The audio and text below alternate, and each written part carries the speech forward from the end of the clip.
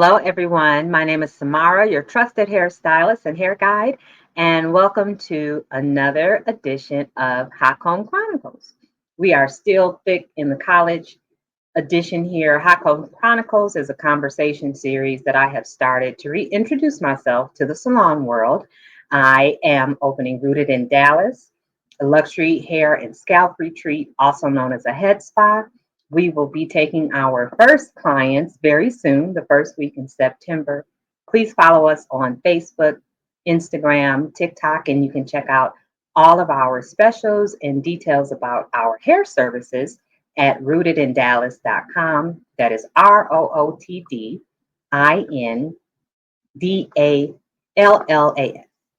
Today, I have a wonderful hometown friend and also a fellow Spartan and also a fellow Greek sis with me today. Um, it's funny, we'll get into how we actually met, even though we are from the same hometown.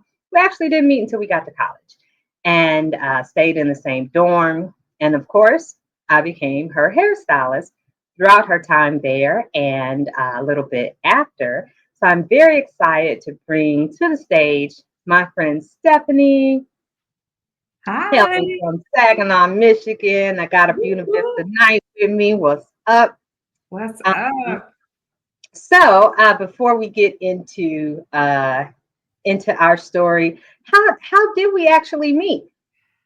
That's a Was really it in good. the dorm? Because we're in the same dorm, so I think that's what it was. And then realizing that we were both from Saginaw. That's just we just kind of magnetized and found each other. I think so because I don't exactly remember the moment that we met. I just Yeah, remember knowing you. right. It's like, I yeah, think we we just just knew each other. connected maybe through people that we knew there in the dorm. I don't know. Yeah. So and I love the fact that I ended up doing your hair for your wedding too. I kind of forget about that until you post pictures of you guys' anniversary. I'm like, I remember that day. Uh, Yes. yeah, we've definitely got hair stories. So with that being the case, getting right into it, do you remember the first time I did your hair? The first time. I remember, I don't know if it was the first time, but what I do recall is um, I thought, how I remember being in your room and I remember thinking, how is she gonna do my hair with these golden hot, big flat iron? Remember the big flat iron? They were That like it was huge. huge. I thought, how is she gonna do this? Because I use them myself and I can't hardly, it doesn't come out as well. And so I thought, is she really gonna be able to use those? And I was amazed at the job that you did with those flat irons. You put it Too down. And I was done. I was like, yes, this is my girl for now. too funny. Yeah, just give me a flat iron and I'm good to go. My trick, and I love it to this day. Well, you don't have to do it anymore, but I would wrap them bad boys up to make them hotter. That I would make them hotter by keeping them wrapped up with the cord. That is so dangerous and so unsafe. And I'm so sorry to my Sans Bernadette for burning your carpet. Ooh. It caused you not to get your security deposit back. I'm so sorry. I know I owe you. I wrapped them up and had them on the floor. Forgot Ooh. she didn't see her security deposit. I'm so sorry. So yes, shout out to my flat iron technique. But please don't do that. We don't have to do that Yes. anymore. Yeah. So that means I started doing your hair in the dorm, which makes sense, huh? Yeah, you Yes. said that. And then of course, Spartan Village. Did I relax your hair? Because you were getting relaxers then, huh? I I was, and I don't know if you relaxed it or not. Maybe you did. I think you did I want to say because I which never did it myself. I've never been that. I don't have that skill set. So so when did you start relaxing your hair and what was your hair routine growing up? Did you go to the salon? regularly, did your mom do your hair? Did you just kind of do your own thing? What was it like um, Yeah. coming to learn how to do your own hair? Oh my gosh. Hair has been a huge part of my life. When I was young, my hair was down to my butt. And it was stayed that way until about first or second grade. And I remember I went to a white school. I went to predominantly white school, and I wanted my hair to be straight. I wanted to be like everyone else. And I asked my mom to cut it. And she took me to a beauty salon. I was about second grade, and they cut it into like an afro. And my parents were divorced, so when I went to go see my dad, I think he literally cried. It was devastating. And I have been chasing that length my whole life. I've never been able to grow my hair back out to that length again, and very it was very hard. Going to school. So my mother is Mexican, biracial, and she really did not know how to do my hair once it was short. She used to braid it, but that was about the extent of her skill sets. It was very much like yours, two braids, and that was it. When it got cut, though, that takes on a whole nother, skill set. And she didn't know what to do with it. And kids talked about me. It was the 80s, so having your natural hair was not cool. Having an afro was not cool at all. And definitely being at a white school it was just not cool. And so um, I really got into my hair and wanting to know how to do it very early on in life. I would say probably by the fifth grade, I was starting to do my own hair. My mother had bought me a little Conair flat iron that That's how barely, we all started. Yeah. it barely got hot. There was barely any heat to it. Yes. And started trying to straighten my hair out. And so very early on, I've just been doing my hair since I was little. Hmm. Yeah, Um, that this sounds like me. Oh, go ahead. I just got into I gotta figure this hair thing out because yeah, I'm gonna figure this out real quick. Yes. Yeah. Yeah. Um, my aunt is a beautician, and so when I would go visit my dad out of state, she would do my hair, and that was the first time that I had it really properly flat ironed. And it ever since then, I was like sold on it. Like this is what it's about. This is what I'm gonna do. And I would say probably beginning in the sixth grade, I started getting my hair done at actual salon. Hmm. What salon did you go to in Saginaw? I went to a couple I tried out, but my main salon was Reflections of You Yeah, over yeah. on what is that? Weber and like over Share. off of, yes, That's Sheridan. Yes. yes. I know where you yeah, They yeah, started off in a different, like they started off on Genesee where the yeah. hair gallery. Oh wow, you You taking me remember back. I used Wow. to go I used to go there too. Oh yeah, The you lady were big time. Yes, that was the place to be. I Yeah. started off there, and I remember, Rochelle Mack. Do you know? Yes, sweetie pie. Yes, I was like, she gets her hair done. I'm getting my hair done there too. yes. So I started there, and then the lady who did my hair, her name was Felicia. She moved to Reflections of You, and I moved with her. Okay. Every time she moved, I moved with her. and she did my hair all the way through graduation from high school.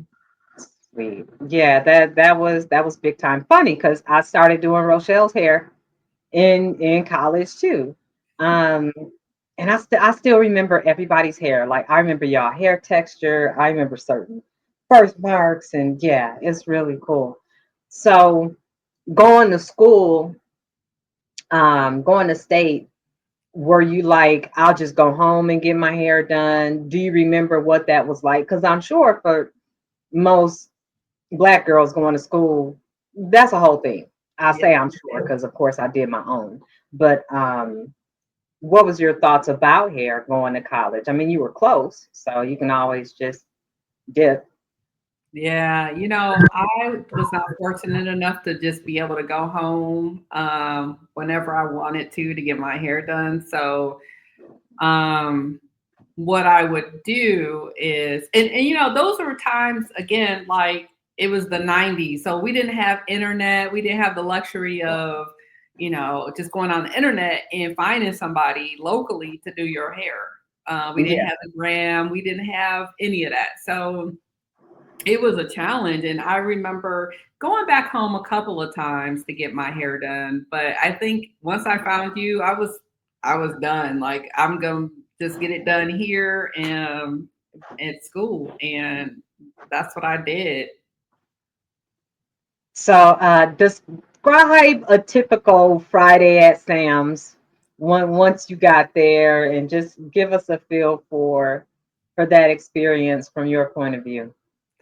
Yeah, it was definitely fun. It was, there was music, people stopping by, like other girls that you were cool with, and just stopping by. I think sometimes you'd have your door open, so people would just kind of walk Yeah. in. Yeah. Um, Guys will stop by too, even though we lived in an all girls dorm. There were guys Yeah. that, they were there too, and they stopped by, and it was just like, it was a lot of fun. It was a lot of fun. Just it's very social, very social. Very. Yeah. Absolutely. If you had to recreate a salon moment with all your favorite salon people in there, who would be there? Oh boy. Natalie used to come by a lot. I remember. We just did her Chronicles last week and talked about how everybody would cringe because she has so much hair, and they're like, please don't let me be behind Natalie. Yes, she did have a lot of hair. Woo. Um, Natalie would be there. I remember a little bit later on, like Harry would stop by, Harry Furlow, just other Greeks would stop by. Um, who else? Yeah, it was like you knew everybody. Everybody knew you. Yeah. Yeah. The funny thing is, so I think were you there when I stayed in Cherry Lane? I stayed in Cherry Lane my last year. And I graduated in 2000. Did you come out in 2000 or 99? 99. Okay. My last year, I stayed in Cherry Lane. I was going to say Cherry Hill. Um, why did I stay in the same building downstairs as Plexico Burris? Never knew who he was. Really? I cheered for us, but I clearly did not follow football. All I knew was everybody in my business classes, all our groups, they would always name their companies like Plaxico Enterprise and stuff like that. I was like, they really like this football dude. Oh my gosh. It was the end of my last year there when I realized the quiet, shy guy, I think he drove like a Nissan or something like that, Stanza. I was like, oh wow, that's Plaxico, the star football player. So yeah, he stayed in Cherry Lane, but I knew all the football guys would be up there hanging out. Hmm. Um, so yeah, Cherry Lane was fun. Cherry Lane was my 2 bedroom apartment too. So yeah, I had a little more space. You couldn't tell me nothing being So by you, myself in a 2 bedroom. so you left Spartanville and went over I to moved on Cherry. out. Yeah, I moved on. Me and my Sans Kenyatta, we finagled that. So I actually took over her old apartment. She graduated, and then I was still on the lease, so it became mine. So yeah, just gave us a little more room to roam. Uh, Nice. so back to our hair story. We did get a little off track. No problem. When did you decide to no longer relax your hair? Mm. I stopped relaxing my hair pretty early on, quite honestly. I had not had a relaxer since probably sometime in my maybe early 20s. But that's only because my hair texture is very straight to begin with. It's a Yeah, straight hair texture, and I had been using heat on my hair for so long that it was basically heat trained. Like yeah, I didn't need a relaxer. I didn't have a curl pattern. It was yeah, gone, you yeah, know? So I never really needed a relaxer after like high school. It was just like I could blow dry my hair out and it's pretty straight like that. yeah, yeah, And I never wore it like I never liked it super straight like anyway. I still like some kind of um like I still want always like some type of um body. body to it Yeah, anyway. oh, So I yeah. never liked it bone straight. So that was perfect for me. I would just use a curling iron or a flat iron and that was it. Yeah. So not the real, well, it might have been a real. Having daughters, what has that hair experience been like? And I know that's a lot because you and I have had these conversations over the years. Yes. Um, just learning that whole journey. I applaud moms with daughters when it comes to hair. I'm not a natural kid hair person. That is two totally different ball games. Yes. Um, so talk a bit about that journey because Oh, it's more than a notion. it's been a lot. So I was just telling Nick the other day, why couldn't we have had all sons so we could just go to the barbershop and get a cut and be done? Like, I have two daughters. Both have very different hair textures. I mean, very different from mine and very different from each other. And I have had to watch numerous YouTube videos. I learned how to braid hair. I learned how to cornrow. I learned how to just maintain each of their hair. I buy different hair products for all three of us. Nick always laughs at me because I invest so much money in hair products. I'm a hair product junkie. I'm almost embarrassed to say how much hair products we have. And then if something doesn't work, I'm like, okay, I'm done with this. On to the next. Yeah, I spend a lot of money in hair products, and I believe in buying good products too, like not crappy products. So, but doing their hair has been such a challenge. One has like the oldest one has kind of if like 4A texture. It's a soft texture, but it's very tight coils. It's very coily. And then the youngest one, she has more of like almost a 4B, 4C texture, which is a texture I'm not used to, quite honestly. And I have learned how to, do twists and two-strand twists and all of the stuff that I don't usually do to my hair. So yeah, um, it has been a challenge. And as they've gotten older, now they want to do their own hair. And so now I have been trying to teach them how to maintain their hair and um, that it's challenging. It's really hard. yeah. Hair is a lot, and um, part of what I want to do and what I am doing, one of the purpose of this is the education piece of it. even though I left the salon, I still got questions. And we're better off being educated. I don't like to gatekeep information at all. Another thing I'll be doing along with the bubbly exchange, which I'll get to in a minute because I think you're sitting on a gold mine over there. I want to do, and we'll be doing hair workshops, just teaching people the basics, adults, kids, everybody in between. I would love to get a group of young girls together, or even moms, and let's learn how to braid. Just simple things that you might not know how to do, and just going over, okay, shampoo, conditioning, daily care, Mhm. moisturizing, just the basics because it has its place. And the more education, the better. I love that they want to do their own hair. I know you're like, whew, all right, finally. So yeah, maybe I can start hooking up some workshops outside of what I already have on the schedule. The Bubbly Exchange. Have you saw any of my postings about that? I have about hair products, kind of used hair Yes. products. Yes. Yes. So that was my whole thing about the Bubbly Exchange is how many times do we buy these products, spend good money on them, great product, it just doesn't work for us. The interesting thing is there was a point in time, let's just even say when we got out of college, you wouldn't find any products for natural hair. There wasn't such a thing. You had to figure out how to make it work. Well, it's the opposite now.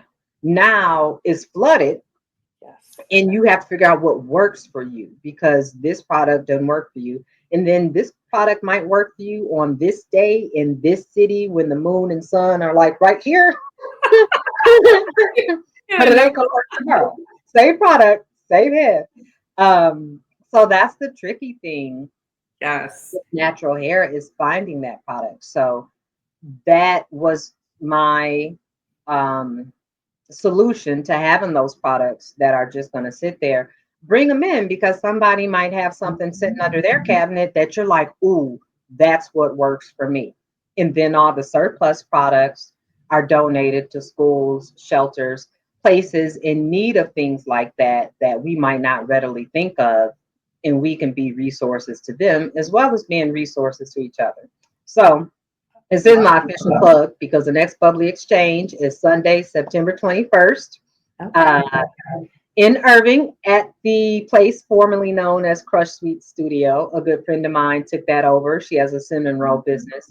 So we're going to set up the Bubbly Exchange up front, 2:30 to 4:30. So you'll be seeing some stuff out there. So if you have any product that you want to offload and come swap for some more stuff, come on Mhm. out Sunday, September 21st. Love it. That's such a great idea. Um, talk about wedding hair. Yes. Let's over that. So how did was it just kind of a natural thing for me to do your hair? Because that was the summer you graduated from Yes. college, or was it 99 or 2000? 2000. Okay, Mhm. got Yep. I remember saying to myself, I need someone to do my hair. I need someone here in Saginaw to do my hair. And by that time, I had the lady who used to do my hair. I kind of I couldn't figure out where I don't think I knew where she was at. I think she had moved to another salon and we had lost touch. And even by that time, I mean, you were doing my hair anyway. And I was like, it. this is perfect because Sam is from Saginaw. I mean, I don't have to pay for her to like stay in a hotel or anything. She can stay at home with her Just parents. right a couple miles up the street. Yep, right up the street and have her come over and do my hair. And um, I think if I remember correctly, you can't tell in the pictures, but my hair was actually kind of short. I think you added some hair in Oh wow, I think I did. Yeah. to it to make make it look longer. But yeah, it worked out. It worked out really well. I thought. Wow. Yes. Every time I see the pictures, it does take me back. I like memories like that. Being, you tucked away in the house and the nice little corner that we've made into into the bridal hair area. So yeah, I love my bride stories, and I love you had a great swoop. I'm almost certain you had a nice little swoop Yes. going. Yes. Yeah, Yes, you did your thing. It looked awesome. It looked good. thank you, thank you. So, what are some of your favorite hairstyles? Ooh, man, there's so many. I love a good bob. I To me, a good bob, whether it's long, short, natural, flat iron, pressed. I mean, a bob is so classic. It's just a classic style that I just Yeah, love. It looks good on most people. yeah, So I love bobs. I love pixies too. I think pixies are the cutest thing. I wish I could do a pixie. I have tried to do short hair like that. It's not really for me, but I mm-hmm. love it. I think they're beautiful. And what else? Those are probably my favorite. Those would be my favorite styles. I'm kind of classic. I love the things that women are doing nowadays with like the jewel tone colors and all of that. I wish I could do Yeah, that. My job doesn't allow for that. my my yeah, career doesn't allow for that type of thing, but I think it's pretty cool. I think if you can do it, go for it. Like, well, that's one thing I think I've learned over time is live your life. Like, it's so short, and do you like do what makes you happy when it comes to your hair. If it you want to wear it natural, wear it natural. If you want to wear it, whatever way, just go for it because life is short. yeah, And so, really the only person that matters is you. yeah. Yeah, I definitely love the fact that natural hair is not resisted like it used to be, Yes. especially in the workplace. That was one of the things that I dealt with on my way out of corporate America. And that was one of the things that was on my list of what I wanted opposite of corporate America. I wanted the liberty to wear my hair in its natural state or however else I wanted to wear it and have it not be a conversation at the water cooler. Like it Yes. doesn't need this much energy to it. Um, so that has definitely changed over the years for the better.